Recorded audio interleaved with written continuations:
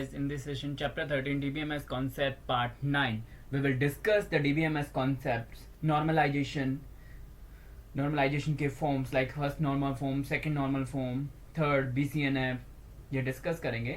तो सबसे पहले normalization. Here are the most commonly used normal forms. First normal form, second normal form, third normal form, Boyce Codd normal form. तुम्हारे syllabus के according तुम्हारे यहाँ पे 4 नॉर्मल फॉर्म दे रखे हैं, 1NF, 2NF, 3NF और BCNF. तो यहाँ पे जो फर्स्ट नॉर्मल फॉर्म है, फर्स्ट नॉर्मल फॉर्म क्या बोलते हैं? एटोमिसिटी, एटॉमिक वैल्यू होनी चाहिए. Second normal form partial dependency. Third normal form functionally dependent. और बॉयस कॉड नॉर्मल फॉर्म की वो थर्ड नॉर्मल फॉर्म में होना चाहिए और स्पेशल कुछ कंडीशंस होती है वो फुलफिल करना चाहिए. तो सबसे पहले first normal form. As per the rule of the first normal form, an attribute column of a table can not hold multiple values, it should hold only atomic value. Means first normal form में क्या होता है कि किसी भी table का कोई भी फील्ड या कोई भी कॉलम मल्टीपल वैल्यू नहीं रख सकता. अगर वहां पे मल्टीपल वैल्यू है तो फर्स्ट नॉर्मल फॉर्म में नहीं है. अगर मल्टीपल वैल्यूज हैं तो उनको हमें एटॉमिक वैल्यू बनाना पड़ेगा. एग्जाम्पल यहाँ पे एक ये टेबल है एम्प्लॉय की, जिसमें एम्प्लॉय आईडी है, एम्प्लॉय नेम है, एम्प्लॉय एड्रेस है और एम्प्लॉय के मोबाइल नंबर है. लाइक 101 एम्प्लॉय हरसेल न्यू दिल्ली से है और इसका ये कॉन्टेक्ट नंबर है. उसके बाद 102 जॉन है जो कि कानपुर से है, लेकिन जॉन के 2 मोबाइल नंबर है, यानी एक ही कॉलम में मल्टीपल वैल्यूज पड़ी हुई है. ऐसे 103 रॉन है, चेन्नई से है, एक ही मोबाइल नंबर है. 104 लिस्ट बैंगलोर से है और उसके भी 2 मोबाइल नंबर है. तो ये मल्टीपल वैल्यू है जॉन के केस में और लिस्टर के केस में. दोनों के मल्टीपल वैल्यू पड़ी हुई है तो अपन को इनको क्या करना पड़ेगा? एटॉमिक वैल्यू करना पड़ेगा. और जैसे एटॉमिक वैल्यू करेंगे तो ये टेबल किस में हो जाएगी? फर्स्ट नॉर्मल फॉर्म में. मीन फर्स्ट नॉर्मल फॉर्म क्या बोलता है कि एटॉमिक वैल्यू होनी चाहिए. अगर एटॉमिक वैल्यू नहीं है तो एटॉमिक वैल्यू बनानी पड़ेगी, चाहे रिकॉर्ड डुप्लीकेट हो जाए. Suppose company want to store name and contact detail of employee, it create a table look like this. 2 employee John and Lister are having 2 mobile number, so the company stored them in the same field as you can see in the table. अब अपन ने क्या किया, जो multiple values थी उनको भी single value कर दिया, लेकिन एम्प्लॉय का रिकॉर्ड डुप्लीकेट हो गया. कंप्लीट डुप्लीकेट नहीं है, मोबाइल नंबर डिफरेंट है, पर मोबाइल नंबर अगर हटा दिया जाए तो डुप्लीकेट हो गया, लाइक जॉन का और लेस्टर का. अब उसके बाद में this table is not in 1NF as the rule says each attribute of table must be atomic value. Employee mobile number John and violate the rules.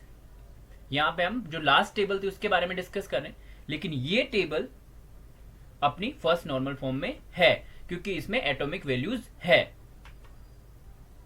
To make the table compile the 1NF we should have the data like this. और अपन को ये first NF में ये वाला data होगा.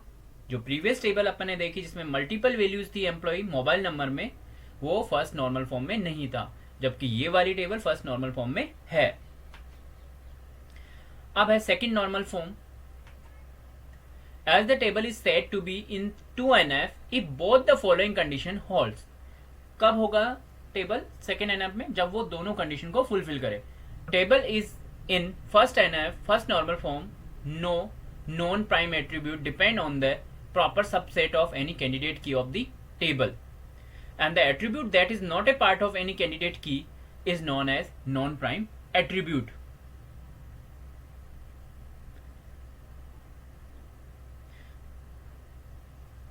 पहली condition क्या है कि सेकंड नॉर्मल फॉर्म में होने से पहले वो फर्स्ट नॉर्मल फॉर्म में होना चाहिए. और जो नॉन प्राइम एट्रीब्यूट है dependent on prime subset of candidate key of the table. A attribute that is not a part of any candidate key is non as non prime attribute. Non prime attribute जो कि candidate key नहीं है.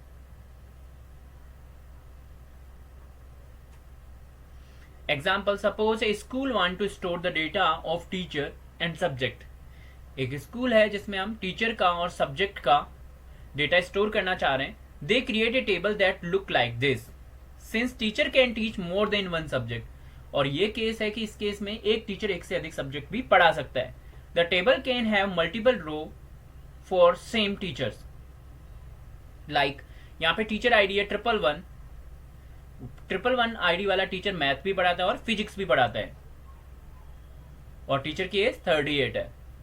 फिर 222 biology पढ़ाता है, ये single subject पढ़ा रहा है। 333 फिजिक्स और केमिस्ट्री पढ़ा रहा है।